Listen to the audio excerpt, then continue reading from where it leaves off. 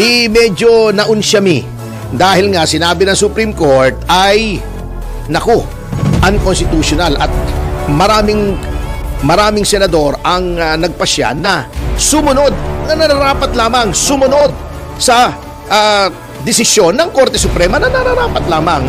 Alam nyo yung pagkaalis ni Magalong, ang laking dagok niyan sa kredibilidad ng ICI. Hindi dahil wala siya roon, di ba sinasabi naman nila, hindi lang naman si Magalong ang ICI. Oo, pero ang impresyon po ng mga tao, dapat si Magalong talaga ang nag-lead. Sapagkat may track record na po si Mayor Magalong na kahit siya noong nasa Board of Inquiry about Mama Sapano, lahat ng pressures na wag niyang idamay ang Pangulo ay naroroon. Pinakita namin yan. Pelikulang Mama Sapano. Hindi siya bumigay. He stood his ground. Di ba sabi pa niya? Opo. If this is what it takes to get out of this with my integrity intact, wala tayong magagawa.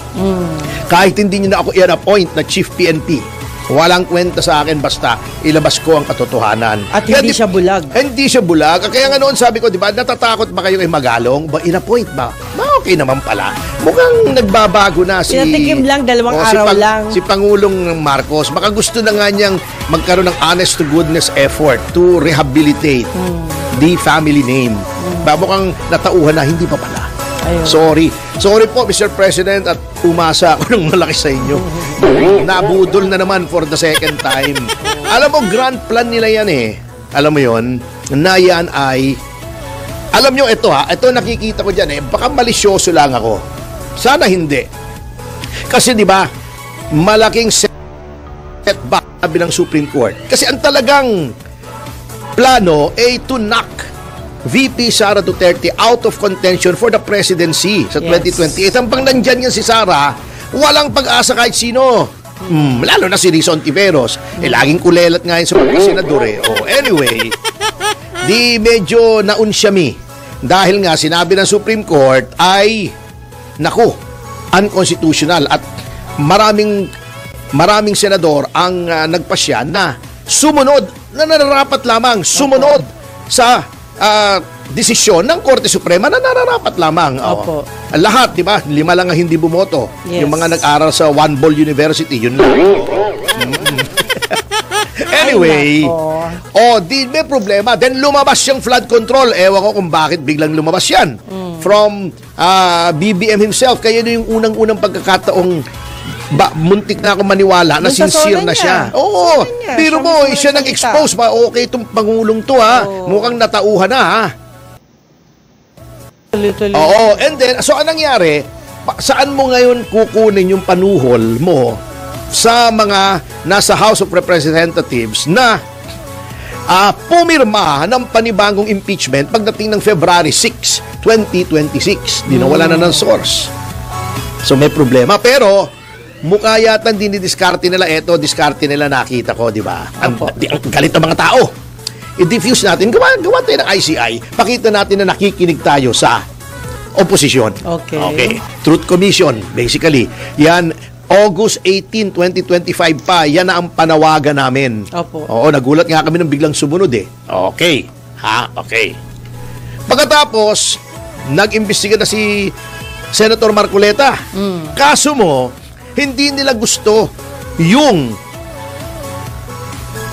pinagtutunguhan ng investigasyon. Madadama yung mga kaalyado nila sa House. Na naman. Kasama na si Saldi ko, nababanggit na papunta na kay Mualdez.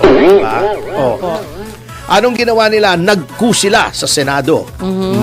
Yang mga nagsagawa ng kuna yan, mga mga magkakaibigan sila. Mga pals sila. At tawag sa kanila Ku-pals. Ku-pals. Kasi mga kaibigan sila ng Ku-pals. English yan. English. Ku-pals. Yan. Kasi mga Tagalog Ku-pals maganda sila. Yan.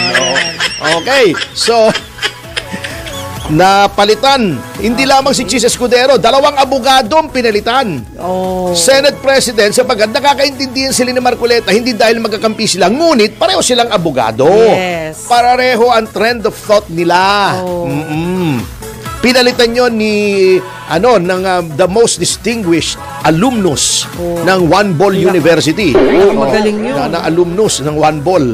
Si Tito Soto. Nilagyan artista ng isang senador, yung Blue Ribbon, na nakita nyo naman, tuwing po papapalihis na sa Malacanang yung usapin, iniiba niya yung usapan. umikot na.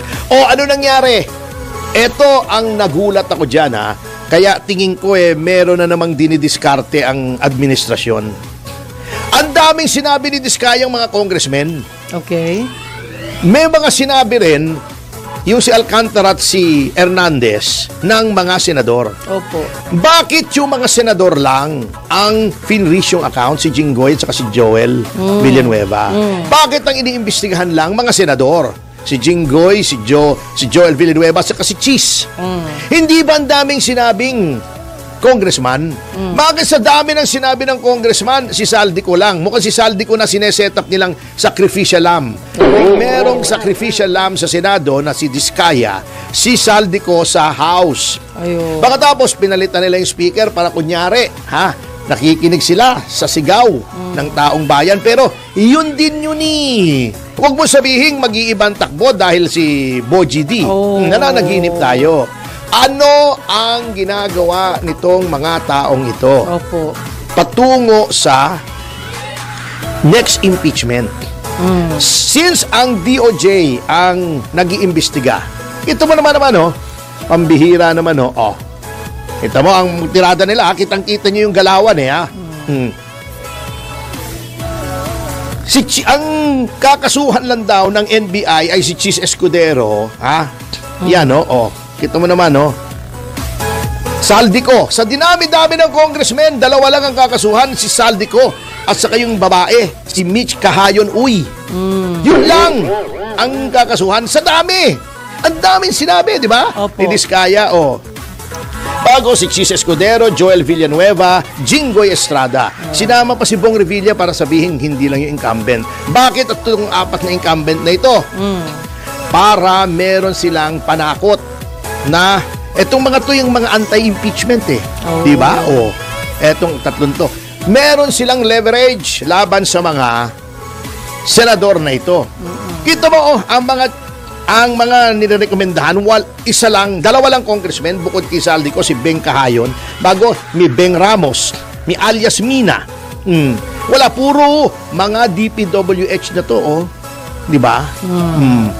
Yun ang mga nakalagay. Panakot yan para sa next impeachment, sasabihin nila sa mga senador, kung hindi kayo boboto for impeachment, kakasuhan namin kayo. Yun, ng DOJ. Bago, baka maging ombudsman pa si Remulla, patay na. Kompleto na, wala ka nang tatakbuhan. DOJ, ombudsman. Kung sa Korte Suprema, of course, independent yan. Kaya lang, syempre, ang proseso sa Korte Suprema ay mabagal. Eto pa, part niyan.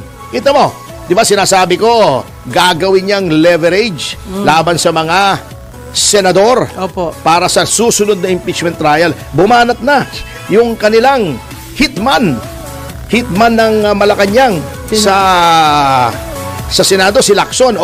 Sabi niya, halos lahat daw ng senador ay mayroong insertion sa yung General Appropriations Act ng 2025. May insertion daw, halos lahat. Anong hidden message niyan? Halos lahat kayo pwedeng kasuhan. So, umayos kayo.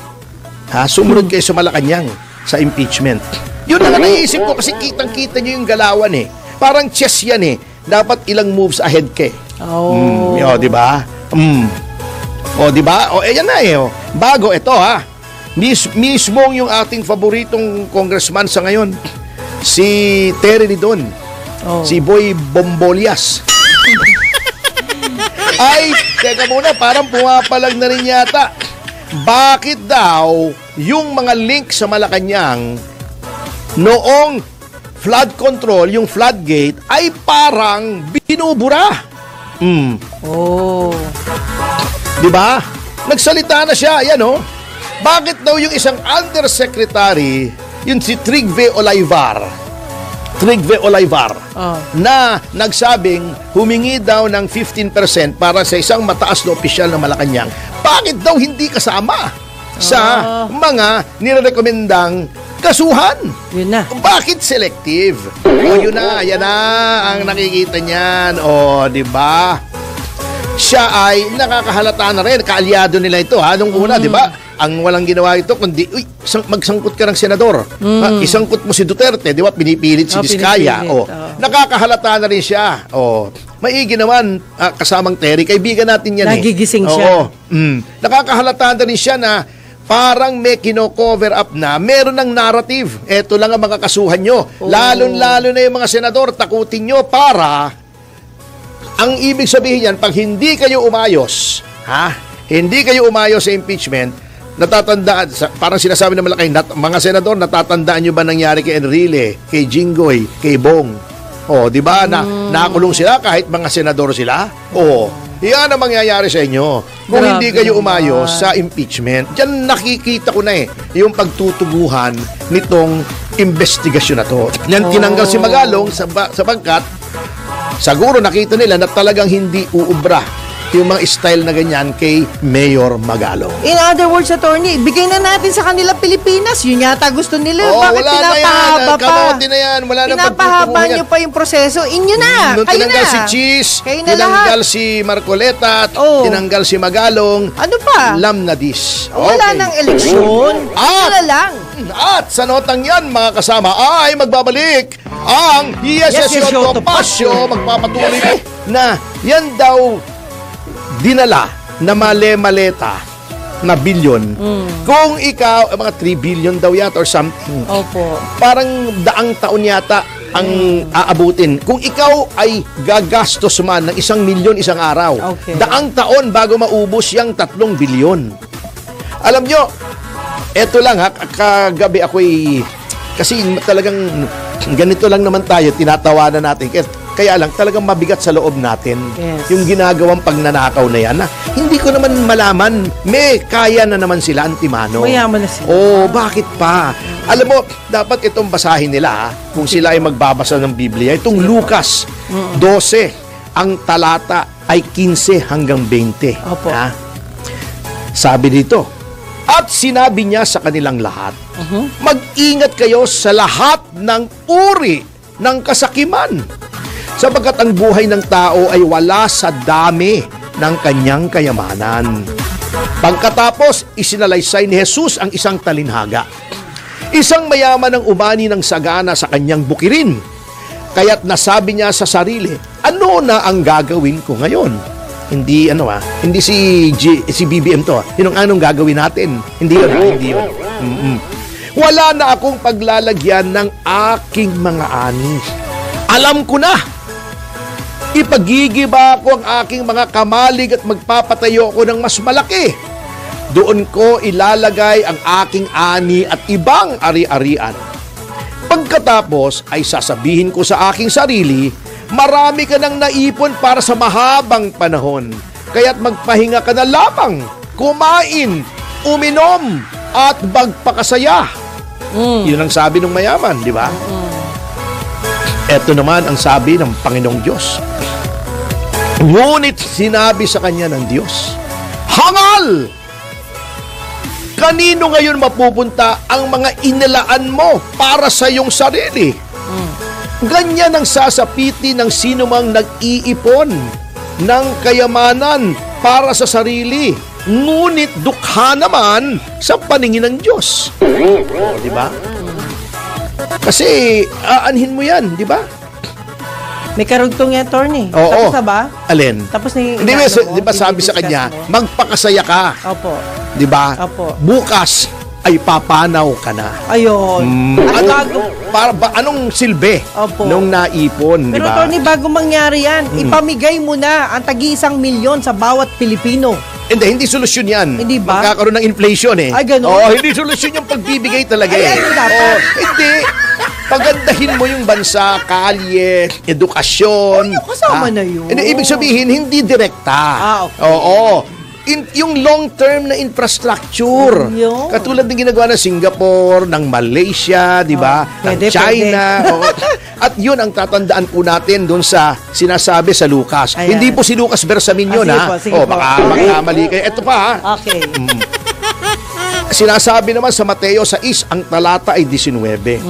Huwag kayong magtipon ng mga kayamanan sa lupa na dito'y sumisira ang tanga at ang kalawang. At dito'y nanghuhukay at nagsisipagnakaw ang mga magnanakaw. Hindi kayo makapaglilingkod sa Diyos at sa mga kayamanan. Yun na. Diba? Opo. Diba? Very clear eh. Oh. Ito pa, sabi ng ang unang Timoteo, 6, ang talata ay 9 at saka 10. Huwag kayong, ito ha, sapagkat ang pag-ibig sa salapi ay ugat ng lahat ng uri ng kasabaan. Ituloy po natin sa 17 hanggang 18. Huwag kayong magtitiwala sa kayamanan. Very clear eh. Basahin pa natin yung Epeso. Sapagkat, 5 ha, talata ay 5. Okay. Sapagkat talastas ninyong lubos na sino mang mapakiapid o mahalay o masakim na isang mapagsamba sa mga Diyos-Diyusan ay walang anumang mamanahin sa kaharian ni Kristo at ng Diyos. Di ba? Walang kwenta yung inyong kayamanan. Hebreo 13, ang talata ay 5. Magbasa ka lang ng Biblia, hindi ka mapapariwara eh. Mangilag kayo sa pag-ibig sa salapi. Opo. Mangagkasya kayo sa inyong tinatangkilik, sapagkat siya rin ang nagsabi, sa anumang paraan ay hindi kita papagkukulangin, sa anumang paraan ni hindi kita pababayaan. Yun na. Hindi tayo magkukulang. Opo. Basta tayo ay nasa Diyos. Di ba? Hindi. Kaya ito ha. Sapagkat, alam mo kung bakit? Hindi tayo dapat manalig sa kayamanan. Ito po, ang dahilan sa Mateo 6, ang talata ay 25 hanggang 34. Ito yung gist niya sa 25. Datapwat hanapin muna ninyo ang kanyang kaharian, ibig sabihin ay ang kaharian ng Diyos, at ang kanyang katuwiran. At ang lahat ng mga bagay na ito ay pawang idadagdag sa iyo. Yeah. Di ba? Delikado. Ibig sabihin, maging makadiyos ka lamang, hindi ka pababayaan, magkakaroon ng masaganang biyaya.